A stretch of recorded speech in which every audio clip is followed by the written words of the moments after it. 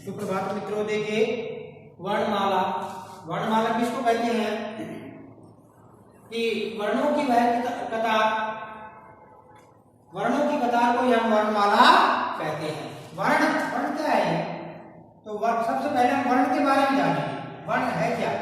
कि भाषा की वह सबसे छोटी इकाई जिसके हम टुकड़े नहीं कर सकते, यानी कि भाषा का वह सबसे छोटा रूप जिसके हम और टुकड़े नहीं कर सकते हो, उसे हम वर्ण कहते हैं।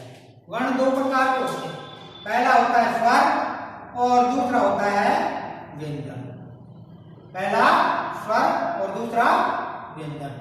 अब स्वर है, स्वर के तीन भेद होते हैं, तीन प्रकार होते हैं।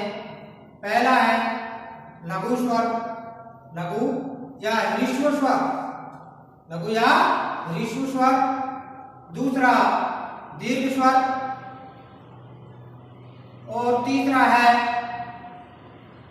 प्लुत स्वर। प्लुत स्वर ये है स्वर। तो देखिए स्वर सबसे पहला रूप है इसका लघु या ह्रस्व स्वर। इसको हम मूल स्वर भी कहते हैं। इनको लघु स्वर या ह्रस्व स्वर को मूल स्वर भी कहा जाता है। इनकी संख्या 5 होती है। इनकी संख्या 5 होती है। दीर्घ स्वर है, इनकी संख्या 8 होती है। तो स्वर कितने होते हैं? 13 होते हैं। स्वरों की संख्या 13 होती है। तो देखिए अब हम स्वर के बारे में जानेंगे। अब देखिए स्वर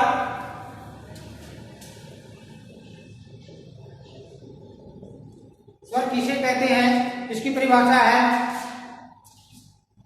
वे वर्ण जिनका स्वतंत्र उच्चारण किया जाता है, अर्थात वे वर्ण जो दूसरे वर्णों की सहायता से नहीं बोले जाते हैं, उनका स्वयं का ही उच्चारण होता है, उनको हम स्वर कहते हैं। इनकी संख्या 13 होती है। स्वर कितने होते हैं? 13 होते हैं। तो देखिए जैसे ए, ई, उ इत्यादि, ये क्या है? स्वर है। क्योंकि जैसे हम बोलते देखेंगे ए, तो इसमें ए शब्द की ध्वनि आती है या ए वर्ण की ध्वनि आती है और दूसरे वर्ण की ध्वनि नहीं आती। जैसे ई वर्ण है तो ई की ध्वनि आती है, इसको हम क्या कहेंगे? स्वर कहेंगे। स्वर की परिभाषा यही है कि वे वर्ण जिनका स्वतंत्र उच्चारण हो, अर्थात उनका अपना उच्चारण हो, अर्थात वे वर्ण जो दूसरे वर्णों की सहायता से नहीं बोले जाते हो, उन्हीं को हम स्वर कहते हैं। इनकी संख्या 13 होती है। तो देखिए पहला है लघु या ह्रस्व स्वर। ह्रस्व स्वर, अब इसके बारे में पढ़ेंगे अपन। लघु या ह्रस्व स्वर किसको कहते हैं? कि वे स्वर जिनका उच्चारण करते समय एक मात्रा का समय लगे, अर्थात वे वर्ण या वे स्वर जिनका उच्चारण करते समय अल्प समय लगे, उसी को हम लघु या ह्रस्व स्वर कहते हैं। इनकी संख्या 5 होती है। इनकी संख्या 5 होती है। जैसे ए, ई, उ, री, ली। तो देखिए ये है 5। इनको मूल स्वर भी कहते हैं। तो दूसरा भेद है स्वर का दीर्घ स्वर। दीर्घ स्वर, दीर्घ स्वर किसे कहते हैं?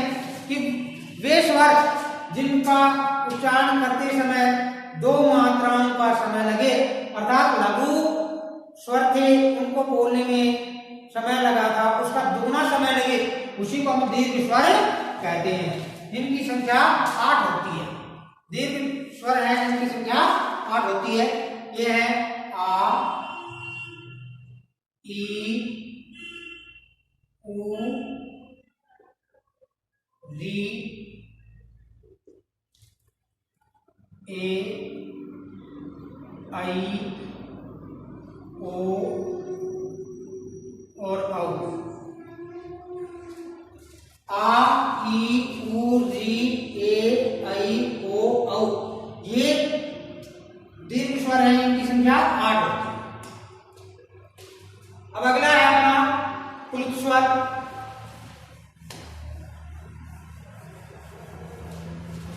तीसरा अपना क्लुप्त स्वर। क्लुप्त स्वर क्या है? देखिए, वे स्वर जिनका उच्चारण करते समय 3 मात्राओं का अर्थात 3 गुना समय लगे। देखिए दोबारा देखिए, स्वर 13 होते हैं, इनके 3 भेद होते हैं। पहला है लघु, लघु जिसमें अल्प या थोड़ा समय लगे उसको हम लघु स्वर कहते हैं, ह्रस्व स्वर कहते हैं। इनकी संख्या 5 होती है, ए, ई, उ, री, री, ये 5 है। दीर्घ स्वर जिन वर्णों का उच्चारण करते समय दुगुना समय लगे या 2 मात्राओं का समय लगे उन्हें दीर्घ स्वर कहते हैं।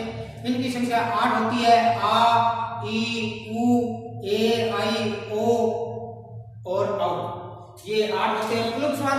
तो क्लुप्त स्वर क्या है? देखिए क्लुप्त स्वर है कि वे स्वर जिनका उच्चारण करते समय 3 मात्राओं का समय लगे अर्थात 3 गुना समय लगे। पहले में लघु है उसमें 1 मात्रा का समय, दीर्घ है उसमें 2 मात्राओं का समय और प्लुत है उसमें 3 मात्राओं का समय लगता है, उसे हम क्लुप्त स्वर कहते हैं। जैसे इसका उदाहरण है ओम, ओम, ये क्लुप्त स्वर है। अगला है, जैसे मान लीजिए हम सुबह सुबह मुर्गे की आवाज सुनते हैं, वो मुर्गे की आवाज है कुकड़ू, वो भी क्लुप्त स्वर का ही उदाहरण है। तो ये थे अपने स्वर। अब देखिए व्यंजन।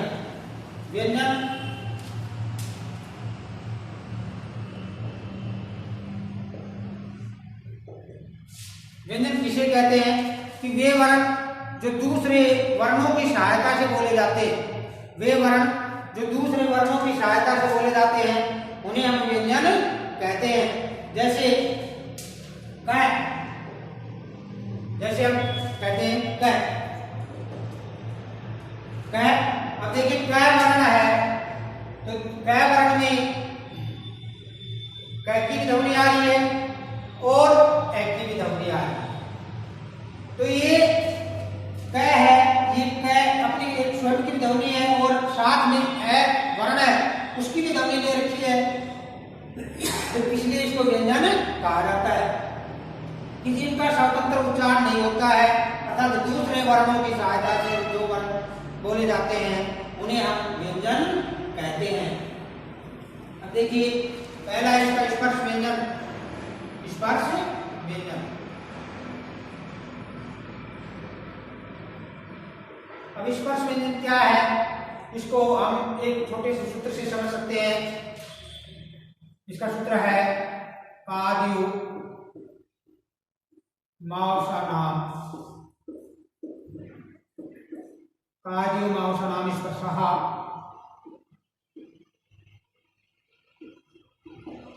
कादियो मावसानाम स्पर्शः। अब देखिए क आदि से मैं तक, क इत्यादि से मैं तक स्पर्श व्यंजन है। स्पर्श व्यंजन कितने होते हैं? 25 होते हैं। स्पर्श व्यंजनों की संख्या 25 होती है। देखिए पहला है क, ख, ग, घ, ङ, ये हुए 5 हो गए। दूसरा है च, छ, ज, झ, ये हो गए 5। तीसरा ट, ठ, ड, ढ, ण, ये भी 5। अगला है त, थ, द, ध, न, ये भी 5। इससे आगे प वर्ग प, फ, ब, भ, म, ये भी 5 है। अब 5, 10, 15, 20 और ये 25। तो देखिए स्पर्श व्यंजन है, इनकी संख्या 25 होती है। पादयो मांसनाम स्पर्शः कैसे लेकर के मैं तक स्पर्श व्यंजन है। कैवर्ग, चैवर्ग, ऐवर्ग, तैवर्ग और पैवर्ग, अर्थात इनका योग 25 होता है। इनको हम स्पर्श व्यंजन कहते हैं। अगला है अपना अंतस्थ वर्ण या अंतस्थ व्यंजन।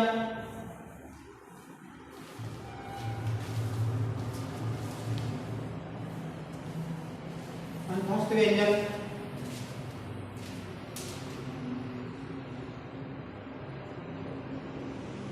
अंतस्थ व्यंजन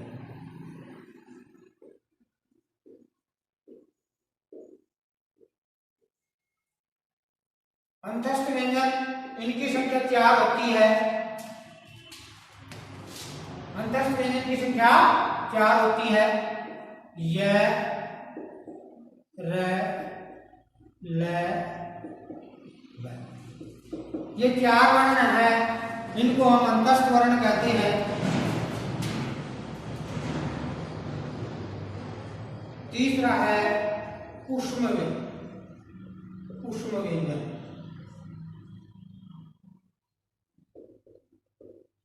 ऊष्म व्यंजन किसे कहते हैं कि इनकी संख्या भी 4 होती है। ऊष्म व्यंजन की संख्या भी 4 होती है। स, श, श, है, स, श, है, ये इनकी संख्या भी 4 होती है।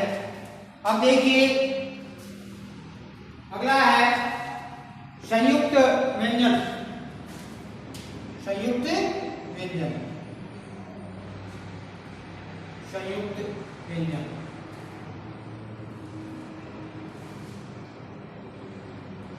संयुक्त व्यंजन की संख्या भी 4 होती है। संयुक्त व्यंजन की संख्या भी 4 होती है। ष, त्र, ज्ञ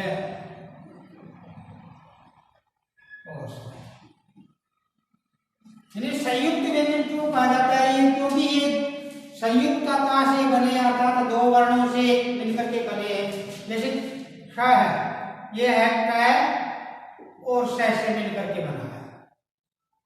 क और स से मिलकर के बना है। अगला है त्र, ये त और र से मिलकर के बना है। ज्ञ, ज और ये से मिलकर के बना है। श्र, श और र से मिलकर के बना है। ये तो इसलिए इनको संयुक्त व्यंजन कहा जाता है। देखिए क और श से मिलकर के बना है। त्र, त और र से मिलकर के बना है। और ज, ज और ये से मिलकर के बना है। और श्र, श और र से मिलकर के बना है। अगला है आगत व्यंजन। आगत व्यंजन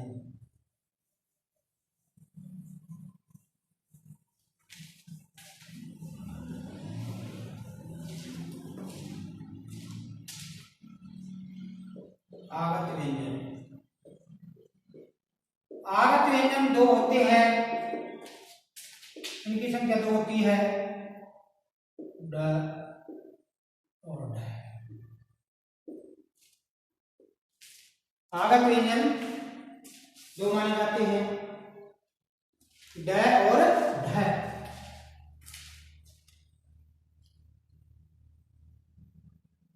ये 2 माने जाते हैं। तो ये थी आज अपनी वर्णमाला। इनको देखिए और याद कीजिए।